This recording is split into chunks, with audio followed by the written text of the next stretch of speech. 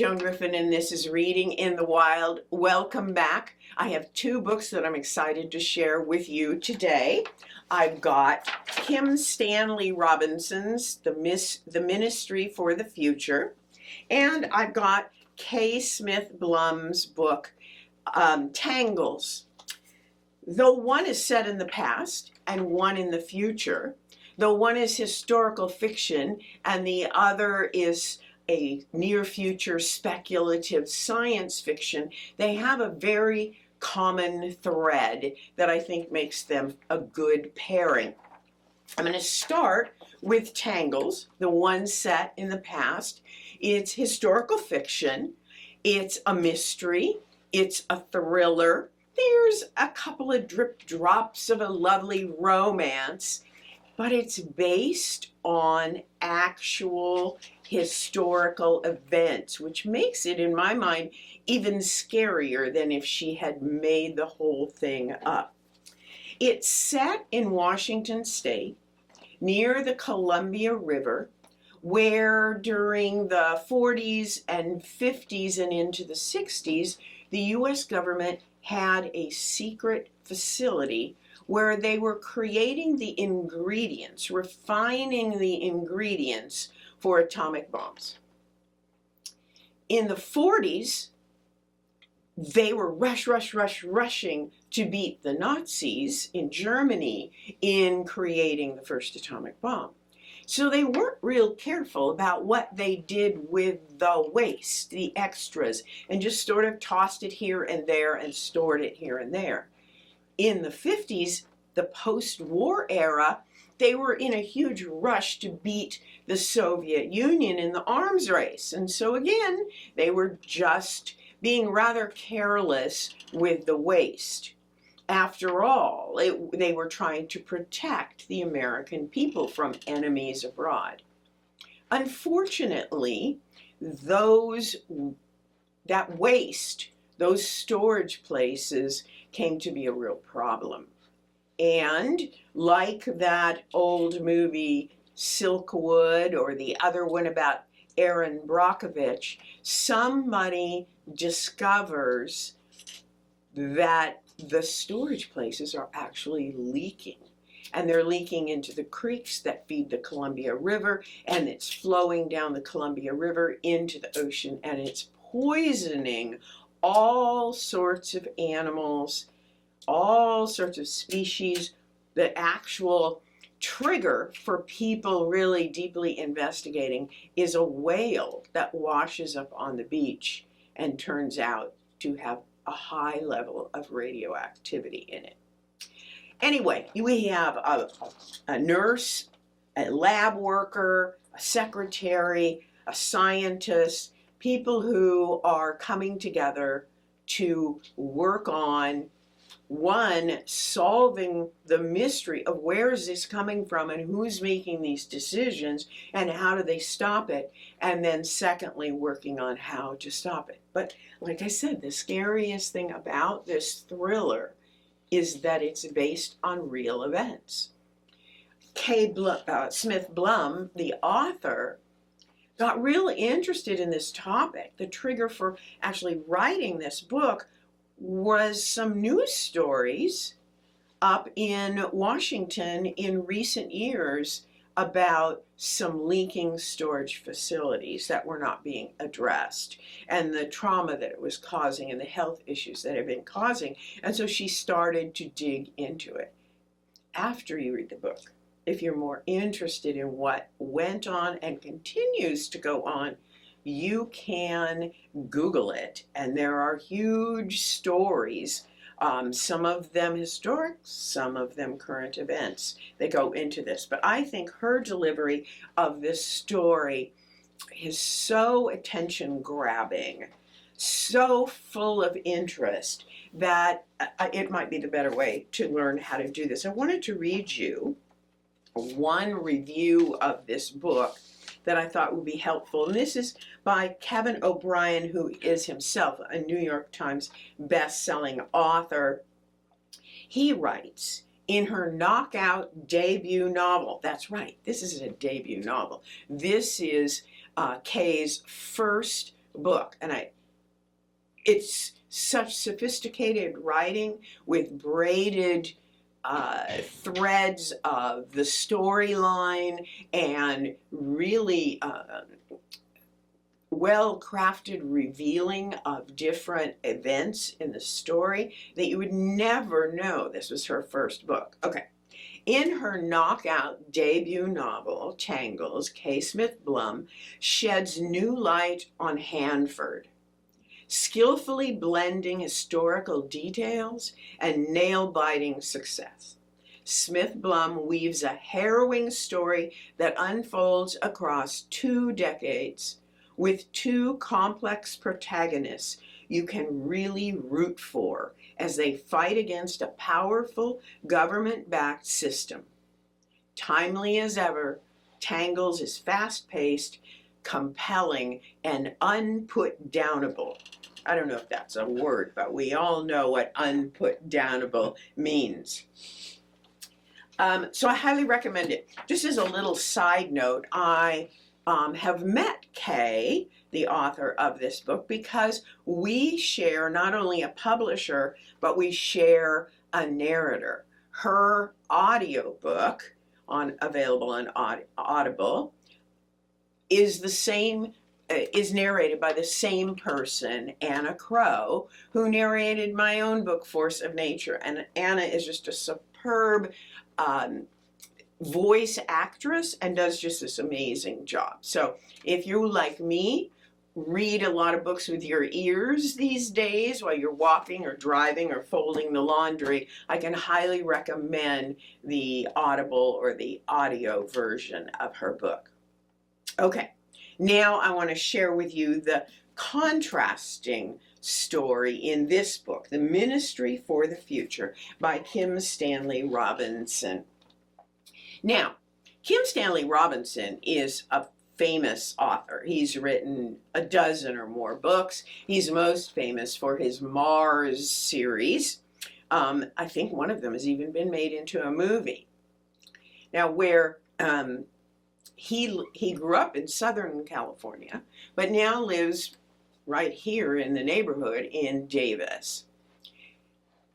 He and I share a love of the Sierra Nevada, and this is kind of a little side note about him. One of his more recent books is called The Sierra Nevada, A Love Story, and it's actually a memoir of his time spent in the Sierra Nevada, in the mountains, hiking and rock climbing, camping and backpacking, which of course touches my heart, since that's what my book was about, was backpacking in the Sierra Nevada. But the reason I bring that up is in that book, he talks about how he takes the environments in our real contemporary world and uses those to inspire the environments, the worlds that he creates in his science fiction novels. So some of the planets that he actually creates in his other books are based on some of the environments that you find in the mountains here at hand.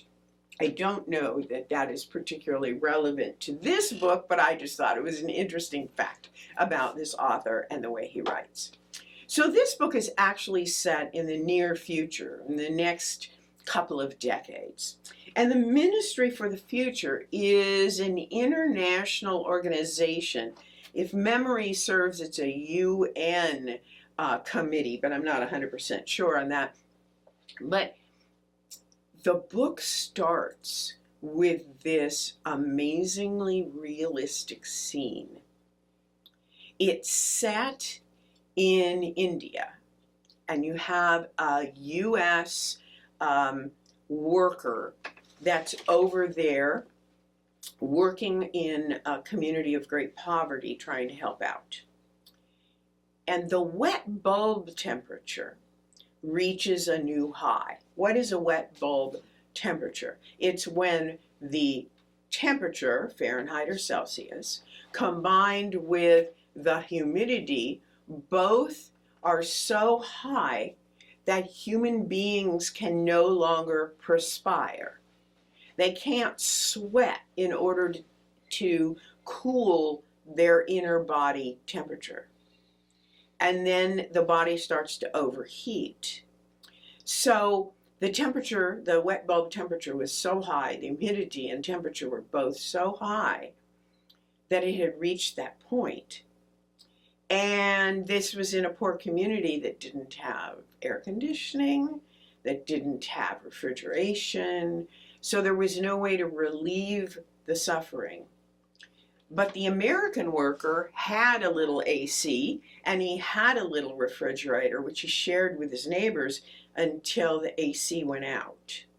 And then they all scurried to this local lake and jumped in the water, thinking that would cool them down. And for a time it did. But then the water temperature got too hot. And in the end, everyone in the entire village, in fact, beyond the village, the entire region died, except the one American worker, who maybe was in a little better health, maybe had a greater amount of stamina, but he also had conserved for himself a little bit of refrigerated water. Well, when I was reading that scene, and like I said, it's the opening scene. This book grabs you by the throat before you even gotten comfortable in your chair. And when I was reading that scene, I paused after that, kind of took a breath, got myself some cold water, and read the headlines of the day.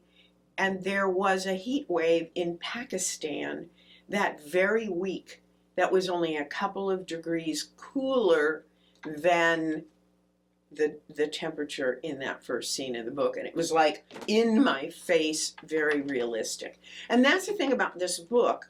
It takes a look at what we are doing to mitigate the effects of climate change, of the rising temperatures and the damage that we in our industries are doing to the planet.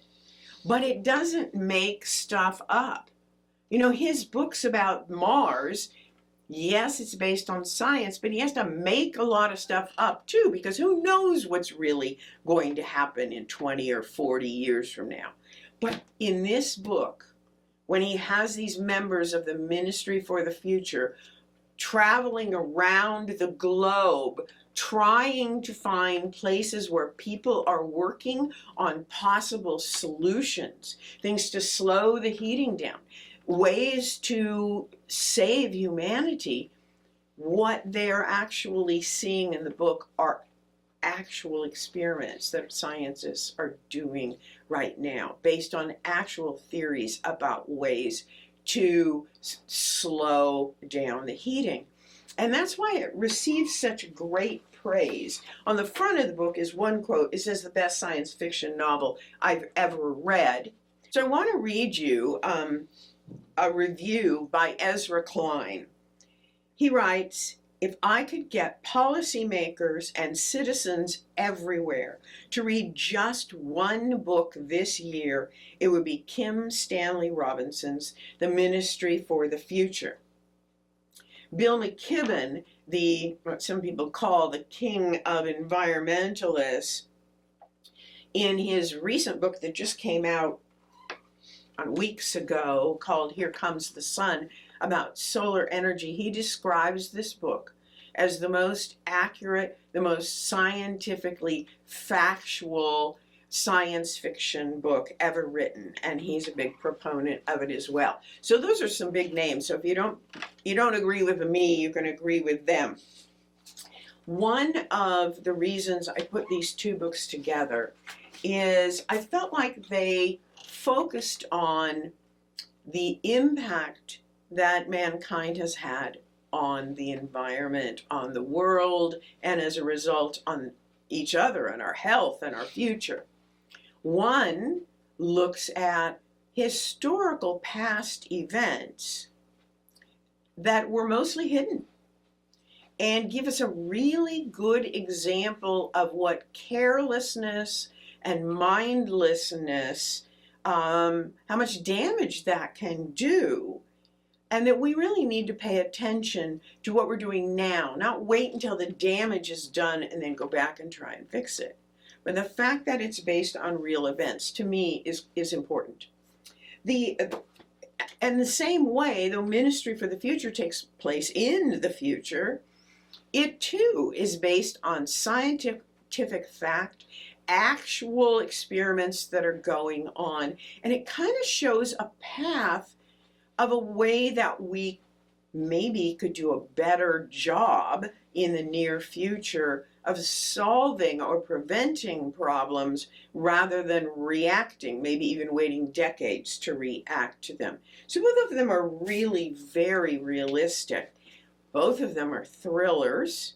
Both of them will keep you on the edge of your seat. So I highly recommend them both. Now, sometimes in this show, I talk about book clubs and how book clubs might read these books and how they might talk about them. And my book club likes to bring food. We do a potluck, and we like to bring food that's based on the book's theme or the book's locale or whatever. Well, I thought this one would be a really fun, these two, both of them, would be really fun to take to a book club. But instead of trying to take you to Washington, D.C., or trying to imagine what they're eating, 20 years in the future, I thought maybe the focus on the green, the environment, the healthy future would be the way to go with this. So I was thinking locally grown food, organic food, unprocessed food, homemade dishes, maybe salad or soup, since we're in that time of year, the harvest time, and who doesn't love a good soup this time of year, maybe made with seasonal ingredients, locally baked or home-baked bread to dip in that soup. For something with a little protein, maybe a quiche or a frittata or even a baked potato bar, but all with the idea of local, sustainable, green, organic food to stay with our theme of being good to the earth. If you dress up, sometimes there are book clubs that love to dress to a theme. I know a lot of times when I've gone to book clubs that are discussing my book, people show up all dressed like they're going hiking, right? They've got the hiking boots and the hiking sticks and all of that. For these books, I was thinking, thrift store fare, or homemade, or clothes that are made from recyclables. A lot of Patagonia's outerwear are made from recycled plastic and recycled of their own clothing. But anything that's sustainably produced. Or you could dress up as a lab scientist, right? Both of these involve a lot of science and a lot of folks working in the laboratory.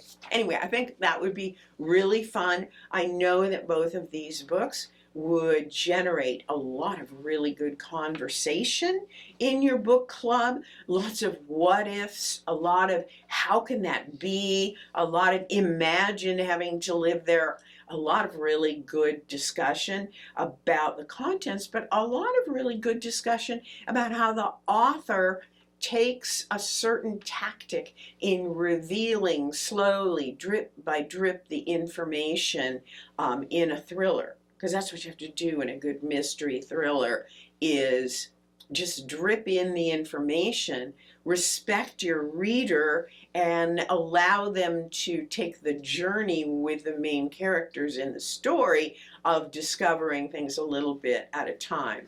And I think that's a super important quality of a good writer in a well-told story.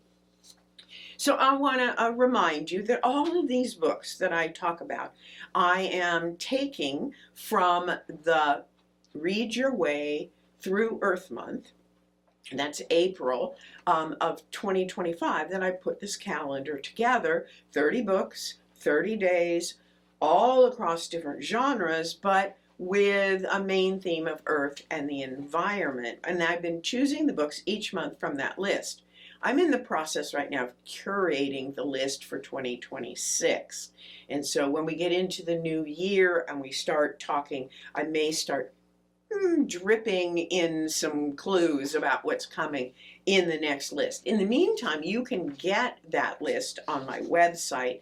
It's posted there for all the time, and you can see all 30 books that I highlighted. And I'll tell you what, in putting together the list for 2026, I started with a list because people started sending me titles like back in May of this year. Oh, you need to include this next time or that next time.